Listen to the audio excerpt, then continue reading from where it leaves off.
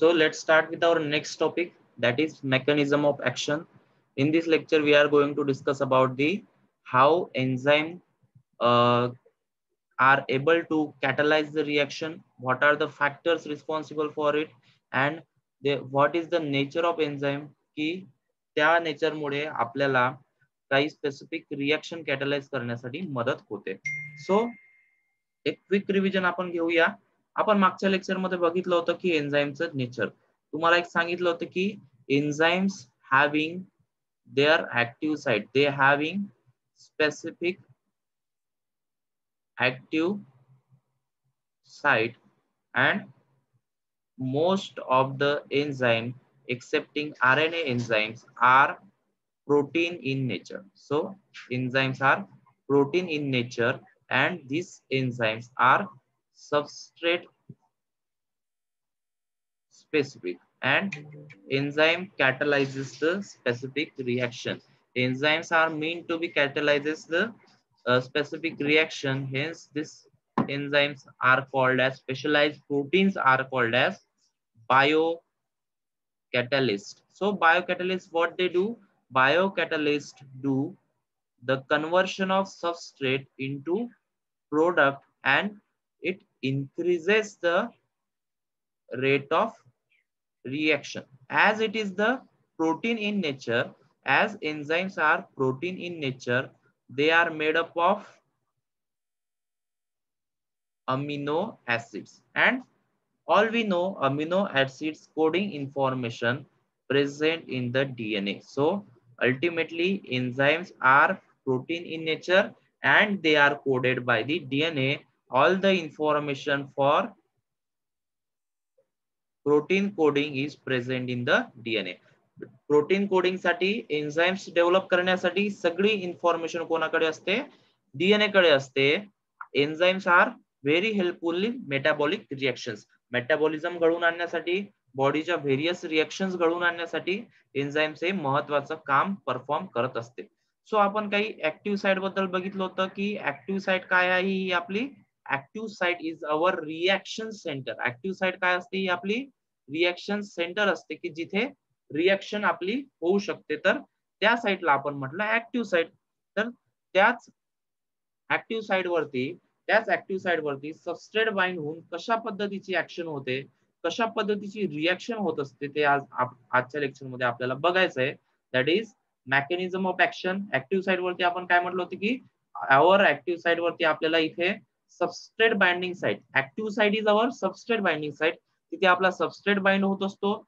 Substrate मध्ये काहीतरी chemical rearrangement होते, काहीतरी मॉलिक्युलर रिअरेंजमेंट होते, काहीतरी समथिंग मॉलिक्युलर रिअरेंजमेंट झाल्यानंतर the substrate is ultimately converted into product. Hence, by the means of that, enzymes help in the catalysis of reaction.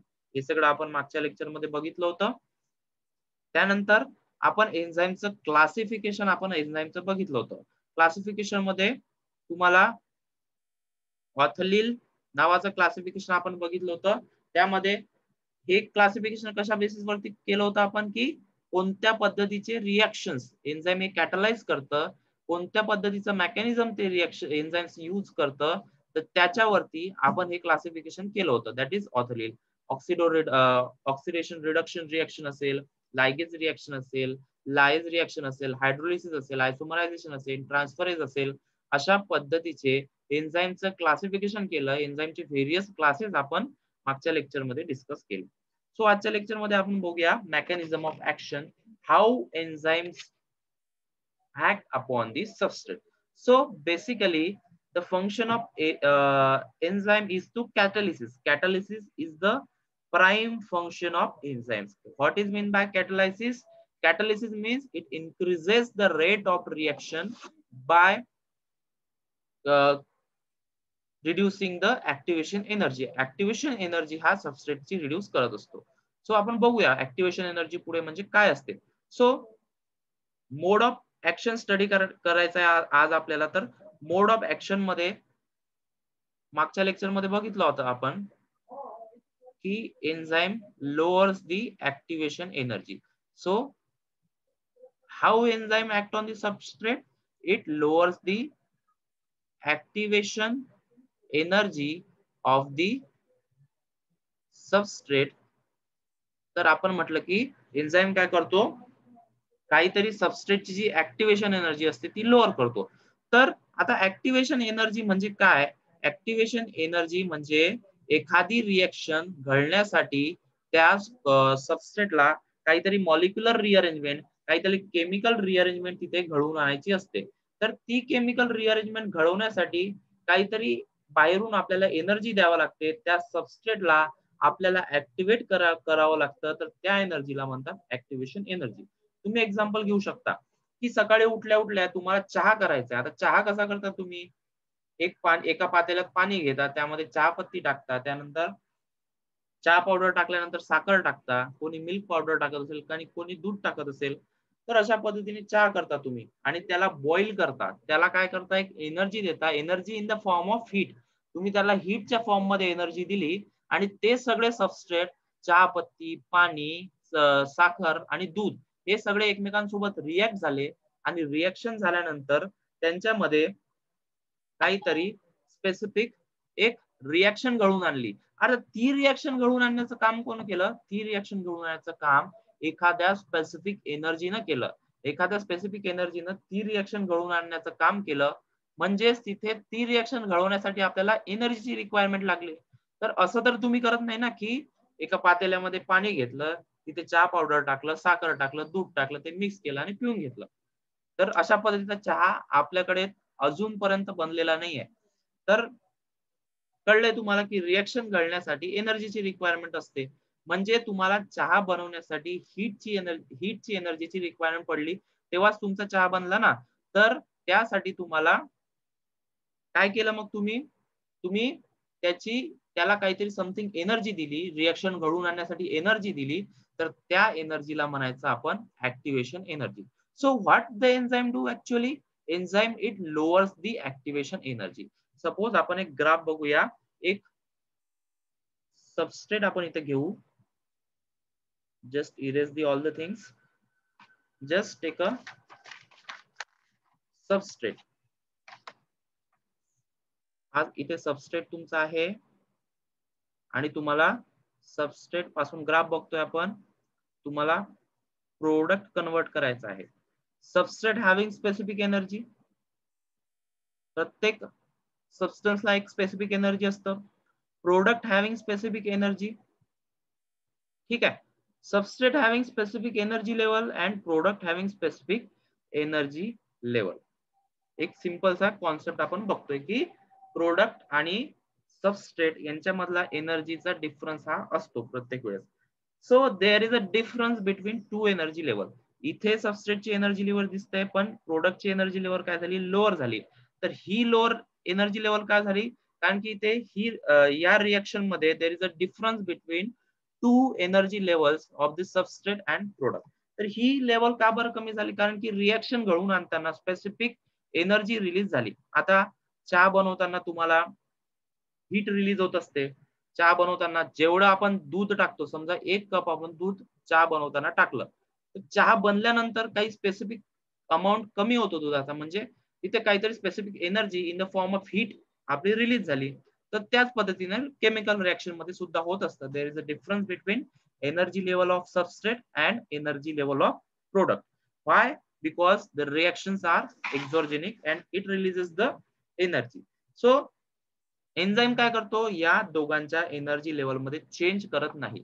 Enzyme काय करतो? फक्त सबस्ट्रेटला प्रोडक्ट मध्ये कन्वर्ट करण्यासाठी, सबस्ट्रेटला सबस्ट्रेट पासून प्रोडक्ट मध्ये कन्वर्ट होण्यासाठी एक स्पेसिफिक स्टेट सबस्ट्रेटला अक्वायर करावं लागत असते. एक स्पेसिफिक लेवल एनर्जीची सबस्ट्रेटला ऍक्टिव्हेट करण्यासाठी लागत असते. तर त्या एनर्जी लेवलला आपण म्हटलं ऍक्टिव्हेशन एनर्जी. सो सबस्ट्रेटला एक स्पेसिफिक एनर्जीची रिक्वायरमेंट आपल्याला इथे झाली. स्पेसिफिक एनर्जी इथे त्याला लागली आणि substrate is converted into product. So this is the activation energy. So सबस्ट्रेटची एनर्जी इथे दिसते, पण सबस्ट्रेट आता हा एनर्जी स्टेट मध्ये आला. त्याला रिएक्शन घडवण्यासाठी बाहेरून काहीतरी समथिंग एनर्जी भेटली. म्हणजेच त्याला ऍक्टिव्हेट करण्यासाठी एक ऍक्टिव्हेशन एनर्जी त्याला भेटली. So This is delta E and activation energy. So आता एन्झाईमने काय केलं की सबस्ट्रेटला ज्या ठिकाणी जास्त ऍक्टिव्हेशन एनर्जीची गरज पडत होती प्रोडक्ट मध्ये कन्वर्ट होण्यासाठी, त्या ठिकाणी एन्झाईम ऍक्ट झाला आणि एन्झाईमने काय केलं, त्याच सबस्ट्रेटची ऍक्टिव्हेशन एनर्जी कमी केली आणि ऍक्टिव्हेशन कमी केल्यामुळे तो काय झाला, इथे प्रेझेन्स ऑफ एन्झाईम म्हणजे एन्झाईम ऍडिशन झाल्यानंतर इट लोअर्स द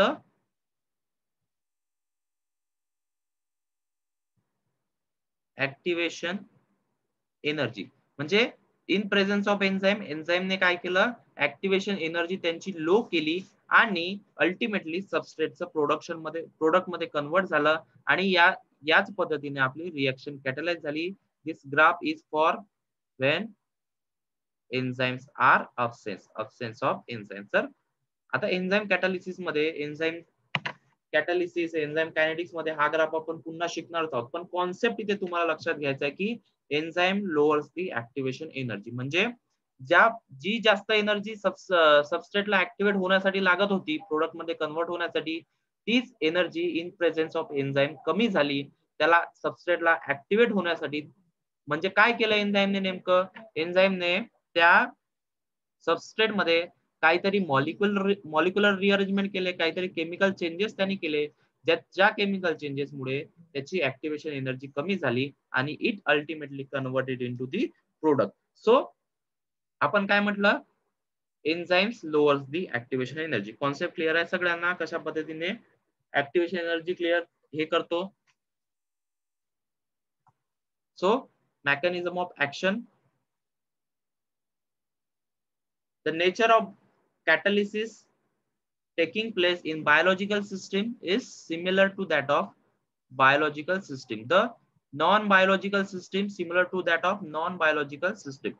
So कोणत्याही रिएक्शन कॅटलिसिस करण्याचं नेचर जे असतं ते सेम असतं. म्हणजे अल्टिमेटली आपल्याला सबस्ट्रेटला आपल्या लोअर करावी असते ऍक्टिव्हेशन एनर्जी, जेणेकरून तो फास्ट प्रोडक्ट मध्ये आपला कन्वर्ट होऊ शकेल. या दोन्ही गोष्टी बायोलॉजिकल सिस्टीम साठी आणि नॉन बायोलॉजिकल सिस्टीम साठी सेम असतात. For any chemical reaction to occur the reactants have to be in activated state. Reactant किंवा आपण ज्याला सबस्ट्रेट म्हणतो, केमिकल रिएक्शन घडवण्यासाठी तो त्याच्या ऍक्टिव्हेशन स्टेट मध्ये यायला हवा, त्याचं सुरुवातीला ऍक्टिव्हेशन व्हायला हवं. तर ती ऍक्टिव्हेशन एनर्जी ते काम कोण करतं, ऍक्टिव्हेशन एनर्जी करतं. So enzyme lowers the activation energy of the reaction. Enzyme काय करतं, अल्टिमेटली ऍक्टिव्हेशन एनर्जी लो करण्याचं काम करतं. So what is activation energy? The amount of energy required to raise the energy of molecules to the level at which chemical reaction can occur. Activation energy म्हणजे कोणती energy? जी energy, अशी energy की ज्याच्यामुळे chemical reaction start होण्यात, chemical reaction घडवण्यास मदत केली जाईल, अशा एनर्जीला आपण ऍक्टिव्हेशन एनर्जी म्हणायचं. So ultimately enzyme lowers the activation energy. So आपल्याला दोन थेरी दिलेल्या आहेत. एन्झाईम कशा पद्धतीने काम करतं त्यासाठी आपल्याकडे दोन थेरी आपल्याला दिलेल्या आहे. आपल्याला त्यासाठी दोन थेरी आपल्याला स्टडी करायची. फर्स्ट, लॉक अँड की theory, and second, induced fit model. हे दोन मेकॅनिझम, हे दोन ऍक्शनचे स्पेसिफिक मॉडेल आपल्याला स्टडी करायचे आहे. सो फर्स्ट बघूया आपण लॉक अँड की थेरी. त्याआधी आपण बघूया की in presence of enzyme and in absence of enzyme कशा पद्धतीने चेंजेस होतं. इथे तुम्हाला ऍक्टिव्हेशन एनर्जी, जर एन्झाईम अब्सेंट असला आणि एन्झाईम प्रेझेंट असला, हे दोन ग्राफ तुम्हाला दिसतंय, ग्राफ लक्षात ठेवायचे. If in the presence of enzyme there is need of more activation energy and in presence of enzyme there is need of less activation energy. म्हणजे रिएक्टंट आपला प्रोडक्ट मध्ये कन्वर्ट करण्यासाठी आपल्याला इथे ऍक्टिव्हेशन एनर्जी कमी लागली आणि रिएक्शन कॅटलाइज झाली. रिएक्शनचा रेट अशा पद्धतीने इथे वाढला. Two theories explains the mode of enzyme action, that is lock and key theory and induced fit theory. So आजच्या लेक्चर मध्ये आपल्याला डिस्कस करायचं आहे लॉक अँड की theory. So this lock and की theory proposed by German biochemist that is Emil Fischer in 1898. Emil Fischer नावाच्या सायंटिस्टने lock and की theory आपल्याला दिलंय. It also called as enzyme substrate complex theory. त्यालाच आपण एन्झाइम सबस्ट्रेट कॉम्प्लेक्स थेरी सुद्धा म्हणतो. So लक्षात ठेवायचं सायंटिस्टचं नाव, it is given by Emil Fischer in 1898. So the word itself suggest the meaning lock and key. आता तुम्हाला माहिती आहे की स्पेसिफिक चाबी ही स्पेसिफिक लॉकलाच लागू शकते. आपल्याकडे समजा आपल्याकडे 2-3 रूम्स आहेत, प्रत्येक रूमला आपण सेपरेट लॉक लावलं. समजा आपण एक किचनला लॉक लावलं आणि एक हॉलला आपल्या लॉक केलं, हॉलच्या रूमला आपण लॉक केलं. तर या हॉलची चाबी आपण किचनच्या लॉकला लावू शकत नाही, किचनच्या लॉकची चाबी आपण हॉलच्या रूमला लावू शकत नाही. त्याच पद्धतीने एन्झाइम कडे सेम मेकॅनिझम काम करत असतं, दॅट इज लॉक अँड की. तर फिशरचं म्हणणं असं होतं, इमिल फिशरचं म्हणणं असं होतं की एन्झाइम्स हे लॉक सारखे ऍक्ट करतात आणि कीज हा त्याचा सबस्ट्रेट असतो. आणि जिथे की बाइंड होतो, जिथे आपलं लिव्हर इथे असतं, जिथे की बाइंड होतो ती आपली असते ऍक्टिव्ह साइट. म्हणजे active site is a binding site for this substrate. तर अशा पद्धतीने त्यांचं म्हणणं होतं, त्याच्यावरूनच त्यांनी लॉक अँड की थेरी ही आपल्याला दिली. सो की आणि लॉक एकत्र झाल्यानंतर आपल्याला लॉक अँड की कॉम्प्लेक्स हा बनतो. म्हणजे जर लॉकला आपण एन्झाइम कन्सिडर केलं आणि कीला आपण सबस्ट्रेट कन्सिडर केलं, तर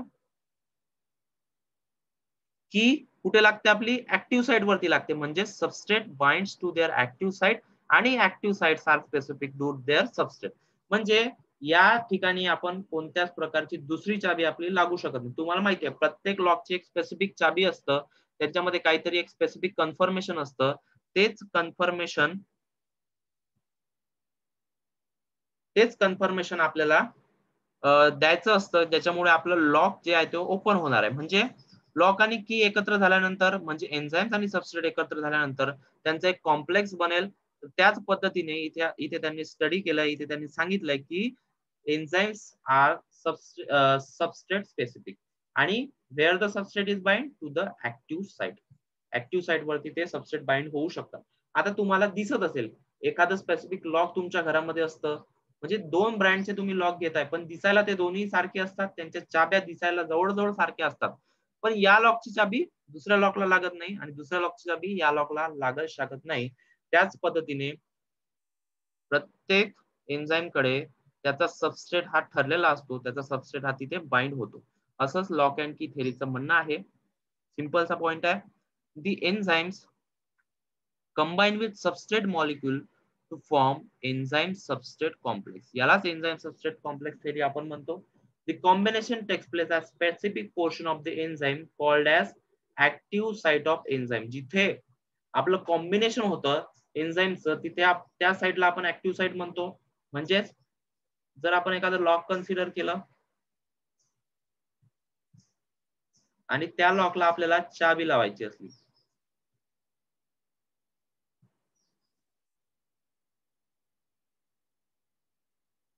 तर ही चाबी कुठे लावतो आपण, त्याच्या लिव्हरच्या साइडलाच लावतो. जिथे ते होल आहे चाबीसाठी तिथेच आपण चाबी लावतो ना. आपण चाबी इथे लावू शकत नाही, आपण चाबी इथे लावू शकत नाही, आपण चाबी इथे कोणत्याच ठिकाणी आपण चाबी लावू शकत नाही. तर चाबी कुठे लागते, चाबी त्याच्या चाबीच्या ठिकाणी लागते आणि त्या चाबीच्या ठिकाणाला म्हणायचं active site of the enzyme. So the combination takes place at specific portion of the enzymes called as active site of the enzyme. त्या ऍक्टिव्ह साइट वरती काहीतरी स्पेसिफिक केमिकल ग्रुप असू शकतात, ते अमिनो ऍसिडचे ग्रुप असू शकतात, ते कार्बोक्सिलिक ऍसिडचे ग्रुप असू शकतात आणि व्हेरियस अदर्स ग्रुप तिथे प्रेझेंट असू शकतात. ग्रुप्स म्हणजे तिथे काहीतरी केमिकल रिअरेंजमेंट करण्यासाठी, सबस्ट्रेटच्या बाइंडिंगसाठी, सबस्ट्रेटची अफिनिटी असण्यासाठी काहीतरी special type of group present असू शकतात. कुठे, एन्झाइमच्या ऍक्टिव्ह साइट वरती. The contact in such that substrate molecule all or the reactants come together causing the chemical changes. आणि हे एकत्र झाल्यानंतर काहीतरी केमिकल चेंजेस होतात आणि ते केमिकल चेंजेस झाल्यानंतर, म्हणजे चाबी लॉकला लागल्यानंतर काय होतं, लॉक उघडतं आपलं, म्हणजे तिथे काय झाले, केमिकल चेंजेस झाले. तर अशा पद्धतीने आपल्याकडे एन्झाईम सबस्ट्रेट कॉम्प्लेक्स ही थेअरी रेफर करते, त्यालाच आपण लॉक अँड की मॉडेल सुद्धा म्हटलं. सो इथे आपल्याला दिसतंय की सबस्ट्रेट दिसतंय, तुम्हाला एन्झाईम दिसतंय. एन्झाईम कडे काहीतरी स्पेसिफिक त्यांची ऍक्टिव्ह साइट आहे, म्हणजे active site is a binding site for the substrate and actual reaction centre of the enzyme. म्हणजे सबस्ट्रेट कुठे बाइंड होऊ शकेल? Substrate bind specific to the active site, not on the other side. Other side वरती substrate आपला bind होऊ शकत नाही. तर सबस्ट्रेटचं इथे बाइंडिंग झाल्यानंतर एन्झाईम सबस्ट्रेट कॉम्प्लेक्स आपला बनेल. कॉम्प्लेक्सचा अर्थ काय होतं की दोन किंवा त्यापेक्षा जास्त गोष्टी एकत्र झाल्या त्याला आपण कॉम्प्लेक्स म्हणतो. म्हणून एन्झाईम आणि सबस्ट्रेट कॉम्प्लेक्स झालं त्यालाच आपण म्हटलं एन्झाईम सबस्ट्रेट कॉम्प्लेक्स. एन्झाईमचं आणि सबस्ट्रेटचं इथे बाइंडिंग झालं, त्यांच्यामध्ये काहीतरी स्पेसिफिक रिएक्शन घडून आणली. रिएक्शन घडल्यानंतर enzyme substrate is converted into the product.